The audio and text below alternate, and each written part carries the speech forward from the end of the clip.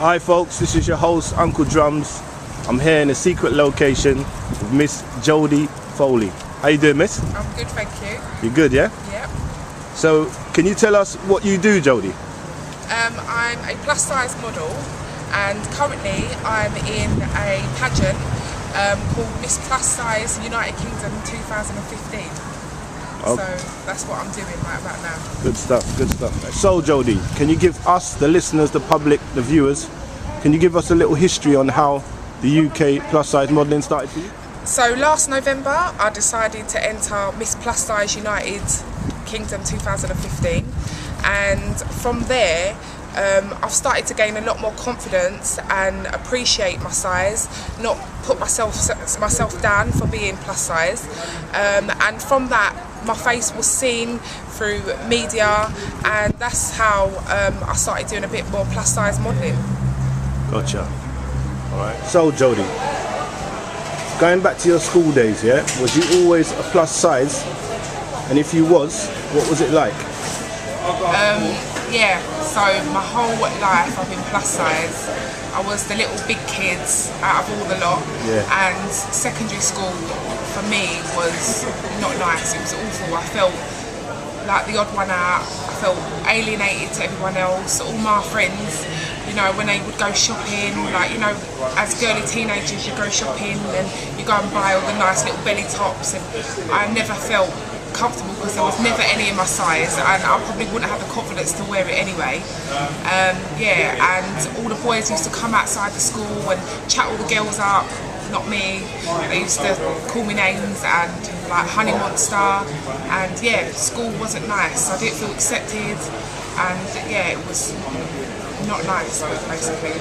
So Jodie, you know, looking at school when you was at school and looking at school now, yeah, there's a lot more kids with different shapes and sizes right now. Would you say that times have changed right now? Yeah, I would say, because when I was in school I used to feel like I was the only plus size girl, fat girl, or you know, however people want to say it. I was taller than the rest. I have big feet. I'm size 9 and 10. I'm not ashamed of it anymore. I used to be. And there was a time when I couldn't get shoes for my feet. I used to have boy shoes. So yeah, like times have changed. When I look at school children now, yeah, there looks like there are a lot more children or teenagers that have like different shapes and sizes, more plus size. So yeah, like times have changed, and times have changed as in you can buy clothes to fit your size now, you know, and it is a bit more accepted of what shape and size you are. When I was younger, I felt I weren't accepted, and still now today, people still have something to say if you're a bit bigger than the others, or the rest, shall I say, but it's a bit more accepted now, and that's what I'm trying to do, is trying to make people believe in themselves and not give themselves such a hard time for being a bit bigger on the thighs, or a bit bigger in the breast, or a bit bigger arms. Like, who cares? It's your body, it's your home. Feel comfortable in it, because you only get one life. So yeah, times have changed and I'm trying to change it even more. Excellent. Okay, so at what age and what time did your confidence actually start lifting up? Well, to be honest with you, I'm 31 and I can truly say that I only started gaining confidence in myself and starting to love myself properly about a year and a half ago, a year ago. It's taken so many years to accept myself, and actually some people don't have children, but I have 2 children, and that was part of the process of me actually learning to love myself. There will be different ways in how you can appreciate yourself and love your body, but one of mine which made me realise, come on now, is that seeing my children love me regardless, put their arms around me, say I love you mummy, and they don't see my size or, you know, all the insecurities that I think people see.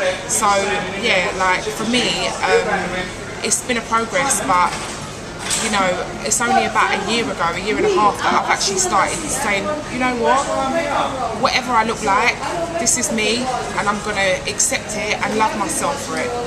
Good. So the children, help that, yeah? That they were part of my journey of learning how to love myself. But there are people out there that don't have children, and there will be other ways in which you can take this journey.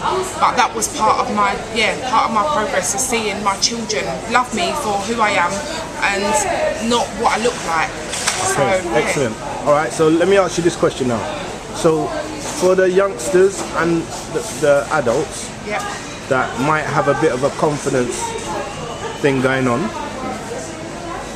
pertaining to their size and or height, what kind of advice can you give to them? Do you know what? All I can say is that we only get one life, and if you keep wasting it on looking at yourself thinking, I don't like this, I don't like that, you're wasting time. Because I've lived so much the last year alone than I have in my 30 years of life, because I've always worried about my size because I never felt accepted. Now I've accepted myself, I could truly say, like, I'm having the time of my life. Like, the last year has been like amazing. So yeah, I just start loving yourself, forget about what people say, enjoy yourself. And even if you think, oh, I'm too big to wear this, experiment, different colours. Don't just wear black, there's so many other colours out there that you probably wouldn't even think suited you. Try it, experiment, love yourself. That's all I can say. Just enjoy life. You only get one life. Your body's your home. If you're not comfortable in your home, where can you be comfortable? Very true, very true. Yeah. Like that, Jodie. Big up for that. Yeah. So, you said that you got confidence like a year and a half ago. Yeah? Yeah. So do you feel like you've missed out on life? Do you feel like other people's perception of you is what done that, or do you think it was your own personal one? Yeah, I definitely feel like I did miss out on some things. Yeah, I definitely do. Yeah, it was other people's perception of me and myself. Like, I gave myself a hard time. I feel like I missed that in such like this is what I'm trying to get across to women nowadays and girls, schoolgirls. There's so much there on offer for you now. Don't be how can I say it? Don't be so hard on yourself.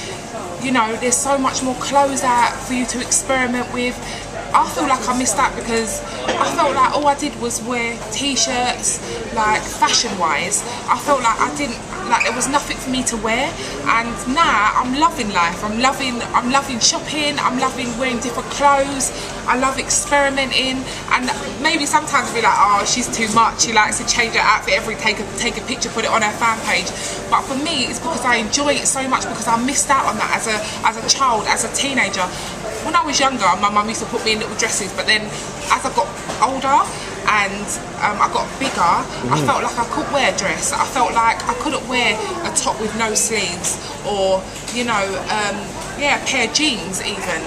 And so yeah, I missed out on all that, and now I'm living it. I'm loving it basically. So yeah, I do feel like I missed out, but I'm making up for it, definitely. Good. Definitely. Good. Keep it up. So, what was your first modelling job? And how did you get into the modelling industry? So my first modelling job was I done a shoot for BGP magazine, and it was just basically I entered the pageant and I become a finalist, and through that my face was seen, and they thought I'd be perfect for their winter shoot. So I done a winter shoot with them, and yeah, that's how I've been getting my face out there. And recently I've done the Curvy Convention, which was everything curvy. There was a catwalk going on, and there was all big plus size brands like Simply Be, Gemma Collins. They were all there showcasing their clothes, and I modelled that. So yeah, it was my first runway. Great experience. You're doing well, you're getting out there. Yeah, definitely. And that's what I want. Don't worry, it's gonna happen, mate. It's definitely happening. You're in the making right now. I hope so. So Jodie, next question I want to ask. What is the biggest size you've ever been, and what size are you now currently? So I've been between a size 18 and a size 26, 28. So yeah, throughout my teenager, adult life, my sizes range from size, I've more or less always been on the bigger size of like size 24, 25. 26, but at the moment I'm a size 18-20.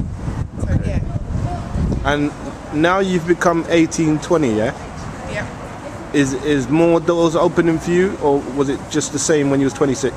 Size 26?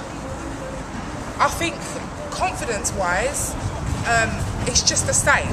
Like, as I'm trying to get across to women that I've been like most sizes plus size, and so yeah, like for instance, I think the doors have opened for me in the modelling industry because I'm tall. That's all it is. It's just because I've got a height. But size-wise, I don't think it makes a difference, to be honest with you. It's about your confidence, though, yeah? It's about confidence. Like, if you've been confident, your size means nothing, you know? So, yeah. Definitely. So, how do family and friends treat you now that you got into the modelling industry? Has anything changed, or they got good, better, or worse? No, everybody's just so supportive, and people, the messages I get from like family and friends, just it makes me feel so good, because it just feels like they're proud of me and what I'm doing. Because to be honest with you, I never started doing this for any model contract to be a model. I didn't start doing it because of that. I just wanted to show the world that you can be plus size, you can have, you know, a bigger body, whatever height, size out there, and feel comfortable with yourself and be happy with yourself. So like, I entered this pageant just purely because I wanted to show everybody that yeah, I'm confident, and so can you be. And yeah, by doing that, I've given loads of people confidence. Slimmer girls, my children are proud of me. So yeah, like it's had a positive effect on everybody, not just me, myself, but everybody around me. Like everyone's hyping up, everyone's happy about it. So, Spiral effect, yeah? Yeah, that's it, definitely. Excellent. So where do you see yourself in the next 5 years from now? So in the next 5 years, I'd love to be a model, a plus size model, and show the world that a regular girl from East London, originally from East London, now living in Essex, has made it as a plus size model.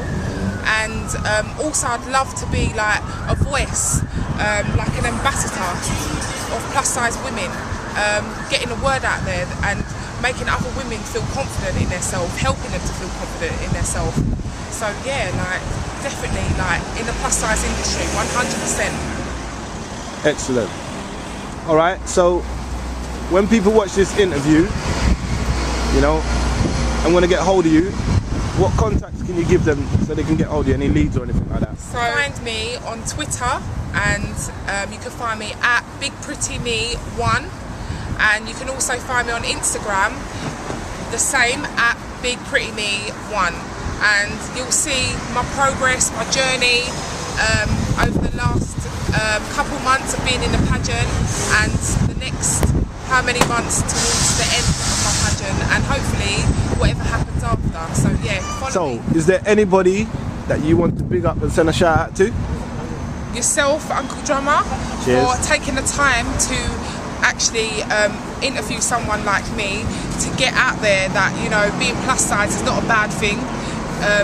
I think you can see that it's not a bad thing, actually. Definitely. You know, it's about time that someone done this. So yeah, big up yourself for doing this, and everybody else that's following me so far and supported me on this journey.